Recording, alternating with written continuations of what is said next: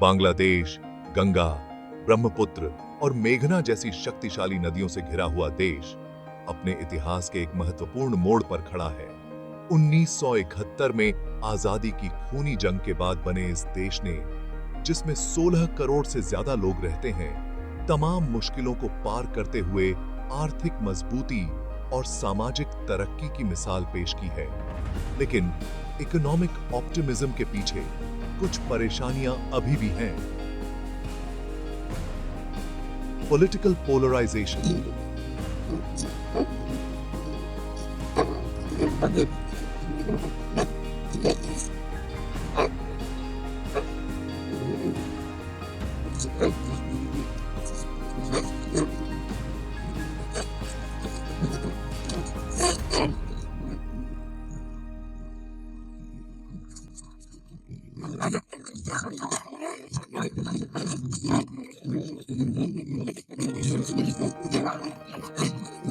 में बांग्लादेश को एक उभरते हुए सितारे के रूप में स्थापित किया है। हालांकि इस प्रगति की अपनी कुछ कीमतें भी हैं। इकोनॉमिक ग्रोथ के लिए पर्यावरण को नुकसान पहुंचा है, जिससे देश क्लाइमेट चेंज के प्रति ज्यादा संवेदनशील हो गया है। इसके अलावा ह्यूमन राइट्स, खासकर फ्रीडम ऑफ स्पीच और असेंबली को लेकर चिंताएं बनी हुई हैं, जो इसके डेमोक्रेटिक क्रेडेंशियल्स पर सवाल खड़े करती हैं। जैसे जैसे बांग्लादेश 21वीं सदी की कॉम्प्लेक्सिटीज से गुजर रहा है, उसके सामने एक महत्वपूर्ण सवाल है। क्या यह पॉलिटिकल इंक्लूजन, ह्यूमन राइट्स और एनवायरमेंटल प्रोटेक्शन जैसी चुनौतियों का सामना करते हुए अपनी इकोनॉमिक मोमेंटम को बनाए रख सकता है? इस सवाल का जवाब न केवल बांग्लादेश के भविष्य बल्कि दुनिया में उसकी जगह तय करेगा। बांग्लादेश के इस उथल-पुथल भरे सफर में नेतृत्व कर रही हैं शेख हसीना, जो देश की सबसे लंबे समय तक प्रधानमंत्री रही हैं। एक ऐसे परिवार में जन्मी जो लिबरेशन की राजनीति में डूबा हुआ था। उनका जीवन देश की नियति के साथ अटूट रूप से जुड़ा रहा है। उनके पिता शेख मुजीबुर रहमान, जिन्हें राष्ट्रपिता के रूप में सम्मानित किया जाता है, उन्होंने बांग्लादेश को आजादी दिलाई। दुख की बात है कि हसीना का जीवन व्यक्तिगत क्षति और पॉलिटिकल टर्मोइल से भरा रहा है। 1975 में वह और उनकी बहन शेख रेहाना विदेश में थीं, जब उनके माता-पिता, भाइयों और परिवार के अन्य सदस्यों की एक सैन्य तख्तापलट में बेरहमी से हत्या कर दी गई थी। इस भयानक घटना ने उन्हें एक पॉलिटिकल एयर की भूमिका में धकेल दिया, जिससे उनके परिवार की विरासत और एक राष्ट्र की आकांक्षाओं का भार उनके कंधों पर आ गया। हसीना का राजनीतिक करियर ट्रायम्फ्स और ट्रिब्यूलेशंस दोनों से भरा रहा है। उन्होंने आर्थिक विकास और राजनीतिक स्थिरता के दौर में बांग्लादेश का नेतृत्व किया है और अपने नेतृत्व के लिए प्रशंसा अर्जित की है। हालांकि उनका कार्यकाल ऑथोरिटेरियनिज्म, करप्शन और डिसेंट पर क्रैकडाउन के आरोपों से भी घिरा रहा है। उनके समर्थक उन्हें एक दूरदर्शी नेता, गरीबों और वंचितों के चैंपियन के रूप में देखते हैं। वे बांग्लादेश के इकोनॉमिक रिसर्जेंस की देखरेख करने और वैश्विक मंच पर अपनी स्थिति मजबूत करने का श्रेय उन्हें देते हैं। हालांकि उनके विरोधी एक अलग ही तस्वीर पेश करते हैं। उन पर डेमोक्रेटिक इंस्टीट्यूशंस को कमजोर करने, विपक्षी आवाजों को दबाने और डर के माहौल को बनाए रखने का आरोप लगाते हैं। लोग उन्हें पसंद करें या नापसंद, शेख हसीना बांग्लादेशी राजनीति में एक फॉर्मिडेबल ताकत बनी हुई है। एक ऐसी नेता जिनके कार्य आने वाले वर्षों तक देश की नियति को आकार देते रहेंगे। शेख हसीना की अवामी लीग एक दशक से भी ज्यादा समय से बांग्लादेशी राजनीति में अपना दबदबा बनाए हुए है और 2008, 2014 और 2018 के आम चुनावों में जबरदस्त जीत हासिल की है। इस प्रभुत्व का श्रेय कई कारकों को दिया जा सकता है, जिसमें बांग्लादेश के लिबरेशन स्ट्रगल के वैनगार्ड के रूप में पार्टी की ऐतिहासिक विरासत, इसकी डीप रूटेड ऑर्गेनाइजेशनल स्ट्रक्चर और ग्रामीण गरीबों के बीच समर्थन जुटाने की इसकी क्षमता शामिल है। हसीना के नेतृत्व में अवामी लीग ने आम बांग्लादेशियों के जीवन को बेहतर बनाने के उद्देश्य से कई पॉपुलिस्ट पॉलिसीज लागू की हैं। इनमें social safety net programmes, rural electrification initiatives, और इंफ्रास्ट्रक्चर डेवलपमेंट प्रोजेक्ट्स शामिल हैं। इन उपायों ने कई मतदाताओं, खासकर ग्रामीण क्षेत्रों में लोगों को प्रभावित किया है, जिससे अवामी लीग का जनाधार मजबूत हुआ है। हालांकि सत्ता पर अवामी लीग की पकड़ को चुनौती नहीं मिली है, ऐसा नहीं है। विपक्षी दलों और अंतर्राष्ट्रीय ऑब्जर्वर्स ने हालिया चुनावों की निष्पक्षता और विश्वसनीयता पर चिंता जताई है, जिसमें बड़े पैमाने पर अनियमितताएं, मतदाताओं को डराना धमकाना और मीडिया की स्वतंत्रता पर प्रतिबंध लगाने का आरोप लगाया गया है।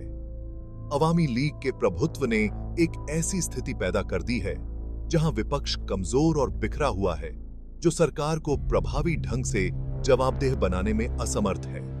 एक मजबूत विपक्ष की यह कमी बांग्लादेश के लोकतंत्र के लिए खतरा है, जिससे ऐसा माहौल बनता है जहां असहमति का दमन होता है और सत्ता कुछ ही लोगों के हाथों में केंद्रित हो जाती है। बांग्लादेश का पॉलिटिकल लैंडस्केप सत्तारूढ़ अवामी लीग और एक बिखरे और कमजोर विपक्ष के बीच पावर इंबैलेंस की विशेषता है। बांग्लादेश नेशनलिस्ट पार्टी, जो कभी बांग्लादेशी राजनीति में एक फॉर्मिडेबल ताकत थी, आंतरिक विभाजन, नेतृत्व की कमी और हिंसा के इतिहास के कारण किनारे कर दी गई है। अवामी लीग को प्रभावी ढंग से चुनौती देने की बीएनपी की क्षमता को सरकार द्वारा असंतोष पर की गई कार्रवाई से और बाधित किया गया है।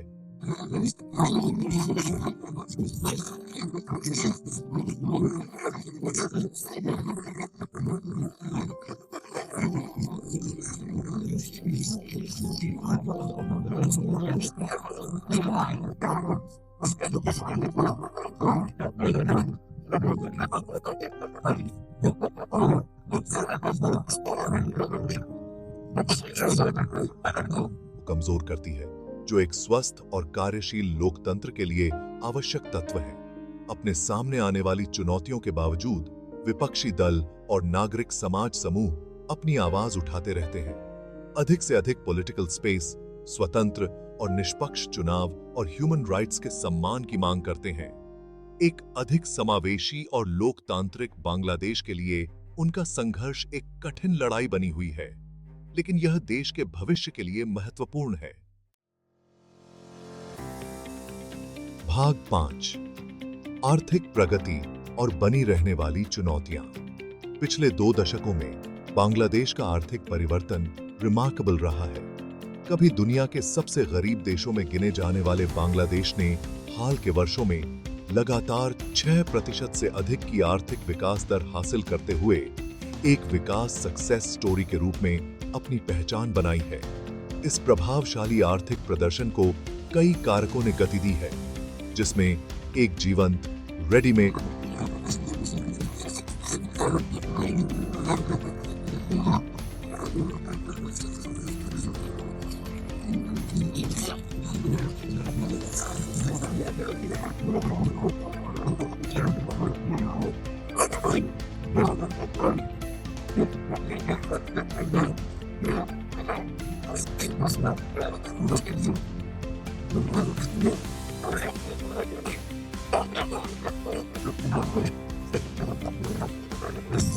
नागरिकों के जीवन में ठोस सुधार लाए हैं। गरीबी दर में भारी गिरावट आई है, साक्षरता दर में वृद्धि हुई है और स्वास्थ्य सेवा और शिक्षा तक पहुंच में उल्लेखनीय वृद्धि हुई है। इन प्रभावशाली लाभों के बावजूद बांग्लादेश कई आर्थिक चुनौतियों से जूझ रहा है। आय असमानता एक गंभीर चिंता का विषय बनी हुई है, जहां आबादी का एक महत्वपूर्ण हिस्सा अभी भी गरीबी रेखा से नीचे जीवन यापन कर रहा है। आरएमजी क्षेत्र पर देश की निर्भरता, जहां एक ओर आर्थिक विकास के लिए एक वरदान है, वहीं दूसरी ओर यह वैश्विक मांग में अस्थिरता का शिकार है और श्रम अधिकारों और काम करने की परिस्थितियों के बारे में चिंताएं पैदा करता है। भाग 6, गारमेंट उद्योग, विकास का इंजन, चिंता का स्रोत। रेडीमेड गारमेंट उद्योग बांग्लादेश की अर्थव्यवस्था की जीवन रेखा है, जो इसके निर्यात आय में लायंस शेयर का योगदान करता है और लाखों श्रमिकों, मुख्यतः महिलाओं को रोजगार प्रदान करता है। बांग्लादेश के आरएमजी क्षेत्र का उदय देश की उद्यमशीलता की भावना, इसकी कम श्रम लागत और वैश्विक आपूर्ति श्रृंखलाओं में प्रवेश करने की इसकी क्षमता का प्रमाण है। आरएमजी उद्योग ने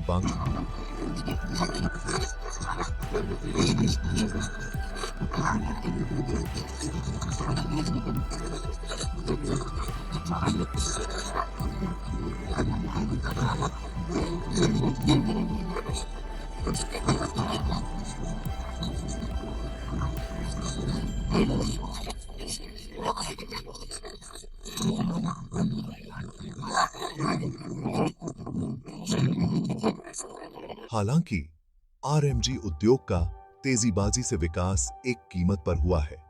यह क्षेत्र श्रम अधिकारों के उल्लंघन, असुरक्षित काम करने की परिस्थितियों और कम वेतन की चिंताओं से ग्रस्त रहा है।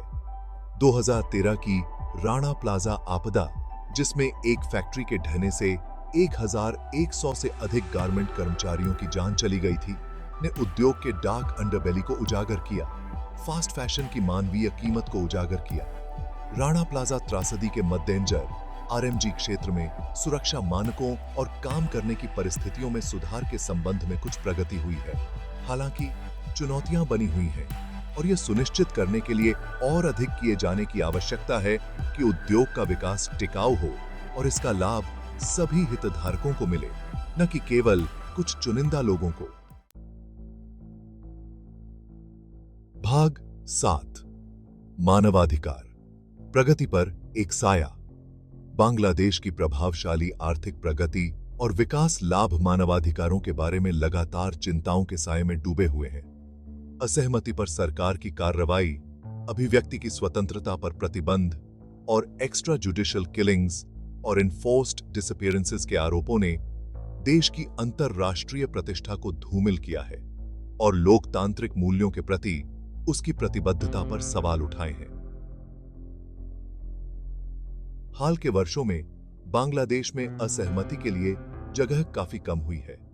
पत्रकारों, ब्लॉगर्स और कार्यकर्ताओं को, जिन्होंने सरकार या उसकी नीतियों की आलोचना करने की हिम्मत की, उन्हें उत्पीड़न, धमकी, गिरफ्तारी और यहां तक कि हिंसा का सामना करना पड़ा है। 2018 में अधिनियमित डिजिटल सुरक्षा अधिनियम की व्यापक रूप से आलोचना की गई है।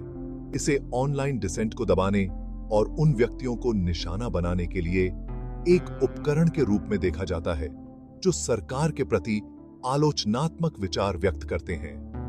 बांग्लादेश के मानवाधिकार रिकॉर्ड की संयुक्त राष्ट्र, ह्यूमन राइट्स वॉच और एमनेस्टी इंटरनेशनल सहित अंतरराष्ट्रीय संगठनों ने आलोचना की है।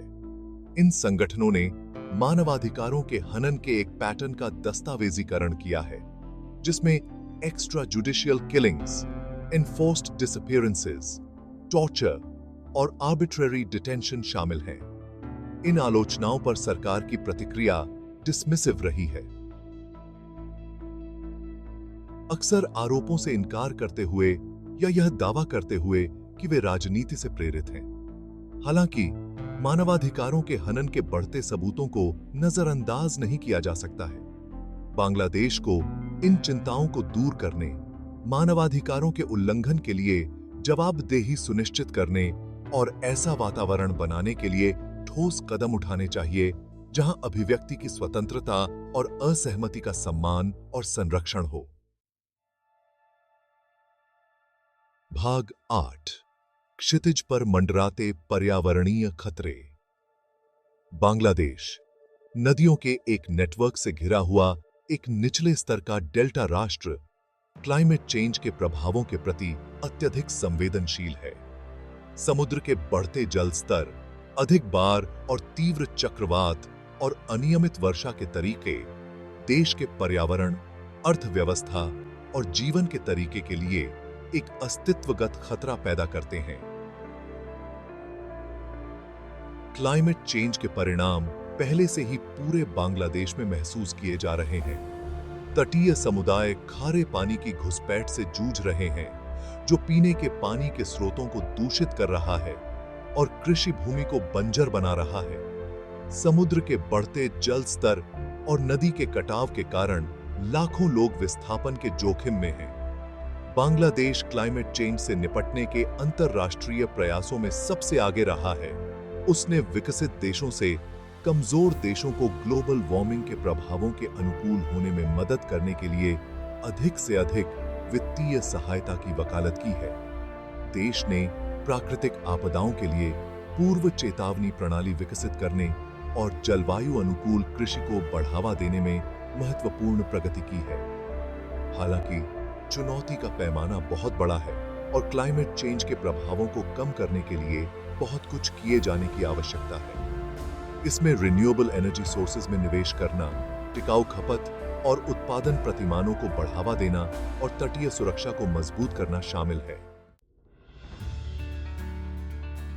भाग 9, एक बदलती दुनिया में बांग्लादेश का स्थान। बांग्लादेश अपनी घरेलू चुनौतियों के बावजूद वैश्विक मंच पर एक प्रभावशाली एक्टर के रूप में उभरा है। देश ने संयुक्त राष्ट्र जैसे अंतर्राष्ट्रीय संगठनों में सक्रिय भूमिका निभाई है, जहां वह विकासशील देशों के अधिकारों और जलवायु परिवर्तन पर अधिक से अधिक कार्रवाई के लिए एक मुखर पैरोकार रहा है। बांग्लादेश के शांति स्थापना प्रयासों ने उसे अंतर्राष्ट्रीय स्तर पर पहचान दिलाई है। देश संयुक्त राष्ट्र शांति स्थापना अभियानों में सैनिकों का सबसे बड़ा योगदान करता है। बांग्लादेशी शांति सैनिक दुनिया के कुछ सबसे चुनौतीपूर्ण संघर्ष क्षेत्रों में सेवा कर रहे हैं। बांग्लादेश ने अपने पड़ोसियों के साथ संबंध सुधारने में भी महत्वपूर्ण प्रगति की है। देश ने भारत और म्यांमार के साथ लंबे समय से चले आ रहे समुद्री सीमा विवादों को सुलझा लिया है, जिससे क्षेत्रीय सहयोग बढ़ाने का मार्ग प्रशस्त हुआ है। तेजी से बहुध्रुवीय होती दुनिया में बांग्लादेश चीन, भारत और संयुक्त राज्य अमेरिका सहित प्रमुख शक्तियों के साथ अपने संबंधों के बीच संतुलन बनाने की कोशिश कर रहा है। ढाका ने कुशलता से इन जटिल भू राजनीतिक धाराओं को नेविगेट किया है। प्रैग्मेटिज्म, राष्ट्रीय हित और शांतिपूर्ण सह अस्तित्व के सिद्धांतों पर आधारित एक विदेश नीति का अनुसरण किया है। भाग 10, निष्कर्ष। भविष्य के लिए एक राह बनाना। बांग्लादेश एक चौराहे पर खड़ा है। देश ने गरीबी कम करने, सामाजिक संकेतकों में सुधार और अपनी वैश्विक स्थिति को मजबूत करने में उल्लेखनीय प्रगति की है। हालांकि चुनौतियां बनी हुई हैं। पॉलिटिकल पोलराइजेशन, मानवाधिकारों की चिंताएं और पर्यावरणीय खतरे बांग्लादेश के भविष्य पर छाए हुए हैं।